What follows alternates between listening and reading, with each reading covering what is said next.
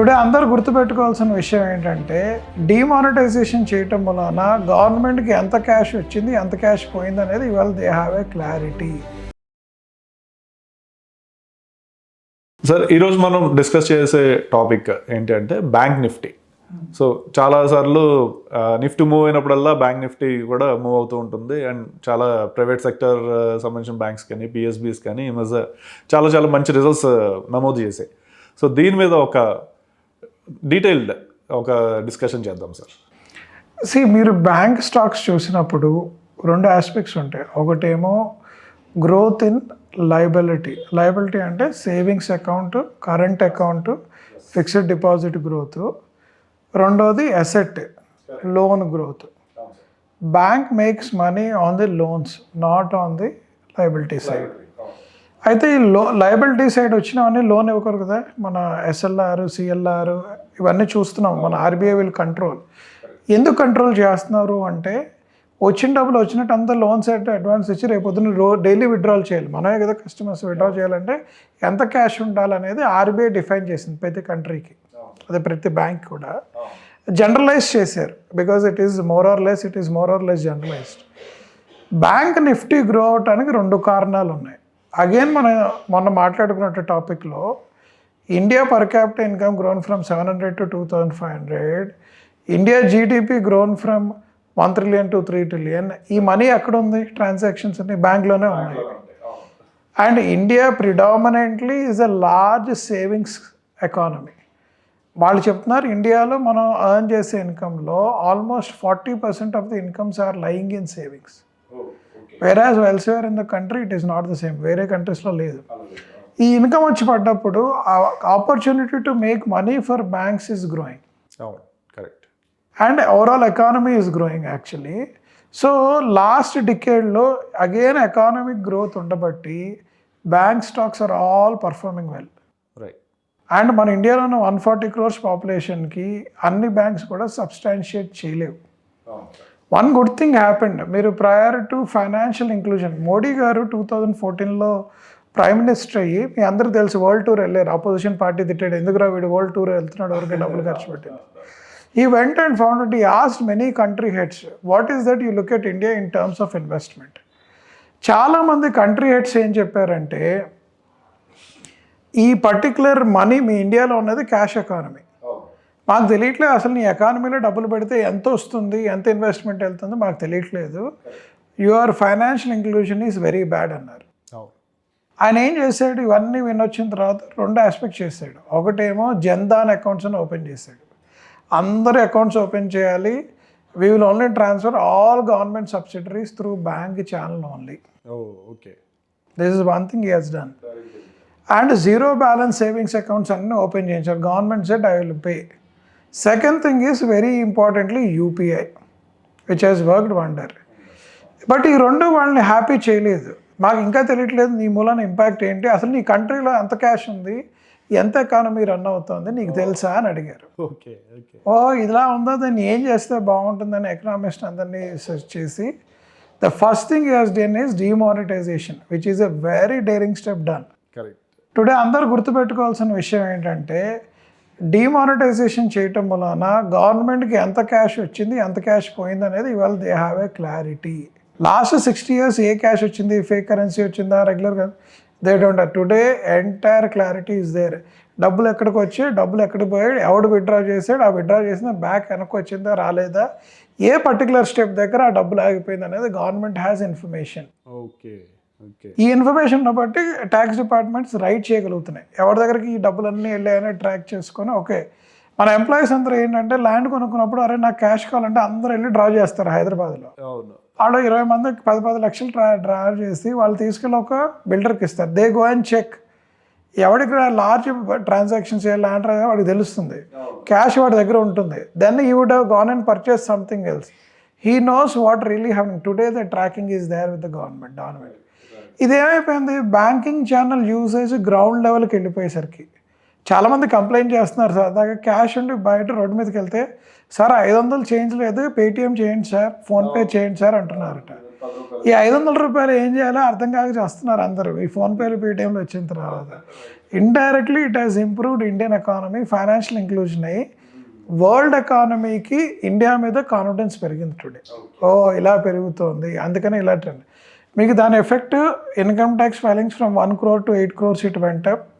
దాని effect banking ఛానల్లో deposit rates, the number of amount deposited has grown 10x. This is the reason Bank Nifty last 6 years are performed well. And ఈ deposits మీద పెద్ద interest కూడా bear చేయాల్సిన పని లేదు బ్యాంక్స్ కూడా, ఎందుకంటే అంత సేవింగ్స్లో ఉన్నాయి కాబట్టి. అయితే వీళ్ళకి వచ్చిన ఇష్యూ బ్యాంక్ నిఫ్టీలో అప్స్ అండ్ డౌన్స్ ఎందుకు అవుతున్నాయి అంటే, again majority of the Indian population is dependent on small loans, దాన్ని మైక్రో లోన్స్ అంటారు. ఏయూ స్మాల్ బ్యాంక్ కానీ, బ్యాంక్ ఆఫ్ బంధన్ బ్యాంక్ కానివ్వండి, ఫెడరల్ బ్యాంక్ కానివ్వండి, ఆర్బిఎల్ బ్యాంక్ కానివ్వండి, వీళ్ళందరూ largely dependent on small loans. వాళ్ళ పర్సంటేజ్ ఆఫ్ అడ్వాన్సెస్లో small loan contribution is very high. అక్కడ కూడా డెలింక్వెన్సీస్ ఎక్కువ ఉన్నాయి. అవునండి, కరెక్ట్. లాస్ట్ 2 yearsలో ఎకానమీ లిక్విడిటీ తగ్గటం వలన, జనాల దగ్గర డబ్బులు లేకపోవటం వలన డెలింక్వెన్సీస్ పెరిగి బ్యాంక్ నిఫ్టీ మీద నెగిటివ్గా ఇంపాక్ట్ పడింది. అందుకని మీకు RBL, IDFC, AU small finance, bank of Bandhan bank ఇవన్నీ స్ట్రగుల్ అవడానికి కారణం అదే. But if they see improvement of NPI in this particular sector, all the stocks are going to do well. ICICI, HDFC వీటికి impact లేదు, they are doing well. But వాళ్ళు ఏంటంటే overall banking సిస్టంలో వాళ్ళ contribution is more than 10% in the channel కాబట్టి macro economic changes impact వీళ్ళు ఈ స్టాక్స్కి పడతాయి. HDFC is majorly, SBI and SBFC majorly gets in to that impact. Surprisingly, PSU stocks which were not doing well, they did well in last 5 years because of this reason. So PSU బ్యాంక్స్తో మాట్లాడుకుంటే, PSU banks majority loans ఇందాక unlike small finance bank వాళ్ళు ఎక్కువ కార్పొరేట్స్కే ఎక్కువ ఇస్తూ ఉంటారు. So అక్కడ వచ్చే వడ్డీ యాక్చువల్గా ఈ స్మాల్ రీటైల్ దాని అంత ఇన్కమ్ అయితే రాదు బ్యాంక్స్కి particularly. So how they are managing, ఎందుకంటే ఇంకా స్టిల్ ఎలా మేనేజ్ అవ్వగలుగుతున్నారు వాళ్ళు అంత తక్కువ వడ్డీ రేట్లు ఇచ్చి కూడా? వాళ్ళ ఓవరాల్గా బ్యాంక్ ఏం చెప్తుందంటే, bank balance sheet management group అని ఒకటి ఉంటుంది ఏ బ్యాంక్లో అయినా. మీరు అందరూ అబ్జర్వ్ చేయండి ఏంటంటే, బ్యాంక్ బ్యాలెన్స్ షీట్ మేనేజ్మెంట్ గ్రూప్లో ఎంత పర్సెంటేజ్ ఆఫ్ రీటైల్ లోన్స్, దీన్ని కాల్ రీటైల్ లోన్స్. రీటైల్లో సెక్యూర్డ్, అన్సెక్యూర్డ్. సెక్యూర్డ్ ఏంటి? Home loan, 2-wheeler loan, car wheeler loan is a secured loan. Unsecured loans ఏంటి? Personal loans. ఈ పర్సనల్ గ్రోత్ లోన్స్ అనేది personal loan, savings loan 10,000 రూపాయలు మనకు ఉన్నారు కదా బ్యాంక్స్ ఇస్తారు, ఆ లోన్స్ ఎంత కాంట్రిబ్యూషన్ చేస్తున్నాయి అనేది very important. For large banks, పిఎస్యూస్కి ఆ కాంట్రిబ్యూషన్ ఈజ్ లెస్ దెన్ 2%. దాని ఇంపాక్ట్ పెద్ద ఉండదు, but there impact is much larger. For example, they hold 20 lakhs crores deposit, అందులో స్మాల్ లోన్ ఇచ్చేది only 40,000, 50,000 crores. Same another bank, small bank, I don't want to name, వాడుకుంటే deposit 1,00,000 రూపాయలు అయితే 40,000 loans దాని మీద డిపెండ్ అవుతాడు. You can understand. అందులో delinquency is larger impact దాన్ని, ఇందులో delinquency on the larger impact. మీకు అర్థమైంది కదా. ముత్తూట్ ఫైనాన్స్ ఇవన్నీ ఏంటంటే గోల్డ్ లింక్డ్ కాబట్టి, గోల్డ్ ప్రైస్ పెరుగుతుంది కాబట్టి they are getting benefited, they are recovering their cost.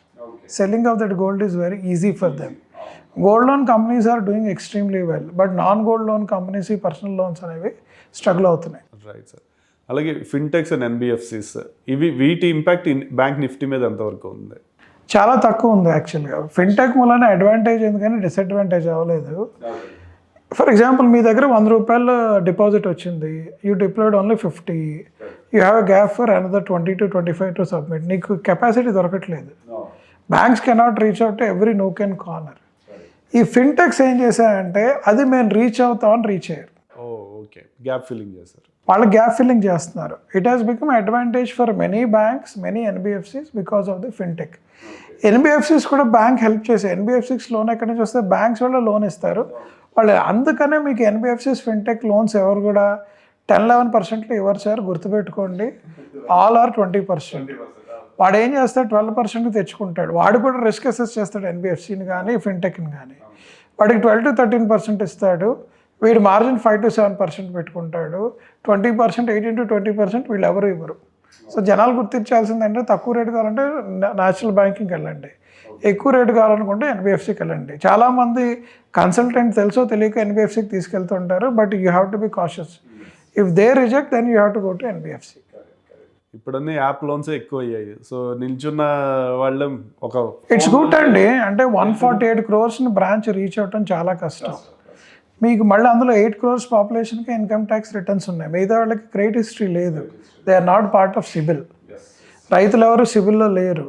వీళ్ళందరినీ తీసుకొచ్చి సస్టైన్ చేయాలంటే బ్యాంక్స్కి ఉన్న రెగ్యులేటరీ కంప్లైన్స్లో very difficult. Fintech is helping to solve that problem.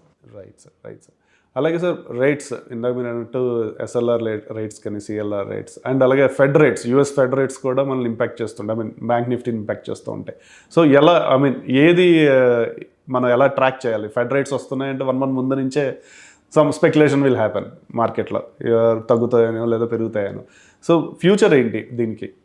మీకు రేట్స్ పెరిగినప్పుడు బ్యాంక్ అడ్వాంటేజ్. ఎందుకు అంటే మీ ఫిక్స్డ్ డిపాజిట్ రేట్ లోవర్ రేట్లో వచ్చింది, your loans have gone with higher rates. మీరు ఎప్పుడైనా అబ్జర్వ్ చేయండి, రేట్ పరంగానే బ్యాంక్ కూడా ముందు లోన్ రేట్ పెంచుతాడు, నీకు నాకు ఎఫ్డి రేట్ సేవింగ్స్ రేట్ పెంచడు. బట్ రేట్ తగ్గిందనగానే వాడు బ్యాంక్ లోన్ రేట్ తగ్గించడు. You have to go and apply, you have to make small payment to reduce the rate. మీరు హోమ్ లోన్ కానీ, కార్ లోన్ కానీ, 2-wheeler కానీ చాలామంది చేస్తారు. But FD rates prospective will come down. So when the rate is going up, they are benefited. When rate is coming down, they are not getting benefited. ఎందుకంటే పాత FD rates అని hire వాల్యూలో ఉంటాయి. So ఇప్పుడు bank Nifty నువ్వు ఏదైతే positive ఉన్నావో next 2 quarters, అదే 2 years, RBI and Fed both are going to reduce the rates. It is negative for banking system. అది స్ట్రీమ్ లైన్ అయ్యి మళ్ళీ పైకి వెళ్ళటానికి ఒక 1 to 2 quarters పడుతుంది. ఇది బాగా అబ్జర్వ్ చేయండి. ఇది FIs, domestic institutional investors who read the balance sheet, they understand. మనలాంటి సామాన్యులకు అర్థం కాదు ఆ విషయం. సో ఫ్యూచర్లో రేట్స్ తగ్గే ఛాన్స్, ఇంట్రెస్ట్ రేట్స్ తగ్గే ఛాన్స్ ఆల్రెడీ పీక్లో ఉన్నాయి, తగ్గించమని చాలా ప్రెషర్లో ఉన్నారు. సో ఎలా ఈ interest rates bank balance sheet ప్రకారం వాళ్ళకి తగ్గచ్చు, వాళ్ళ ఇన్కమ్స్ లేకపోతే ఇది ఇంపాక్ట్ ఉంటుంది. బట్ ఎవరైతే బ్యాంక్ నిఫ్టీలో బ్యాంక్ స్టాక్స్లో ట్రేడ్ చేస్తున్నారో వాళ్ళకి ఎలా ఇంపాక్ట్ ఉంటుంది ఇది? నేను అంటున్నానంటే నెక్స్ట్ 2 quarters స్లో డౌన్ అవునని అంటున్నాను. Economy is not doing well, deposits are not growing. మీరు చూడండి, it is not doing well actually. Loan ratio పెరుగుతుంది, డెలింక్వెన్సీ పెరుగుతుంది. It is not looking very positive in the overall banking scenario. Only large stocks like SBI, ICICI, HDFC, Punjab National Bank will do well because వాళ్ళకి overall contribution lesser impact. Small banks larger impact అవుతాయి, risk level large banks less impact అవుతాయి. అందుకనే derisking ఏం చేస్తుంటే small banks నుంచి large బ్యాంక్కి funds move అవటం వలన షేర్ ప్రైసెస్ పెరుగుతున్నాయి. ఇది బాగా మీరు అబ్జర్వ్ చేయాల్సిన విషయం. Okay. As a whole interest rates తగ్గడం ఎకానమీకి ఎలా హెల్ప్ అవుతుంది సార్? ఇంట్రెస్ట్ రేట్ తగ్గటం ఏంటంటే లిక్విడిటీ పెంచుతుంది economy. Instead of depositing in the bank FDs, they will look out for other opportunities to make money. So it will pull out the liquidity from the bank system, it will go in to the other channels which will improve the overall economy. అంటే ప్రాజెక్ట్స్లో పెట్టడం కానీ. Example ఈరోజు అంటే మామూలుగా మీకు relationship కోసం చెప్తున్నాను. ఎలక్ట్రిక్ కార్స్ మీద స్టేట్ గవర్నమెంట్ హ్యాస్ రిమూవ్డ్, మన Telangana government removed road tax and life tax. దాని మూలాన 20 lakhs car has become 16 lakhs. మీరు అబ్జర్వ్ చేశారు లేదు? 10 lakhs car has become 8 lakhs. 1 lakh scooter has become 80,000 state అవే. ఇప్పుడు ఏమవుతుంది, ఇంతకాలం 1 lakh అని ఆలోచించినవాడు సైకలాజికల్గా 80,000కి వస్తుందంటే కొంటాడు. ఇంతకాలం అరే నేను పెట్రోల్ వెహికల్ కొందాం అనుకున్నామండి, 16 lakhs నాకు electrical vehicle with full load వస్తుంది, వై డోంట్ ఐ బై? వస్తుందా లేదా? The same impact is there for bank. Interest rate comes down, it will reduce your EMI by 500. It will allow people to go and do more purchases. Right sir. So చాలా మంచి insights ఇచ్చారు sir. Thank you so much. So viewers, coming సీజన్లో coming next 2 quartersలో bank interest rates తగ్గే chance ఉంది కాబట్టి bank balance sheets మీద దీని ఇంపాక్ట్ ఉంటుంది. సో ఇది కొంచెం కాషియస్గా ఉండే ఒక ఏరియా. సో మీరు ఇన్వెస్ట్ చేసేటప్పుడు ఈ పాయింట్స్ అన్ని కూడా దృష్టిలో పెట్టుకుని చేయండి. ఇలాంటి మరిన్ని ఇన్సైట్స్ కోసం మా ఛానల్కి సబ్స్క్రైబ్ చేయండి. Thank you so much.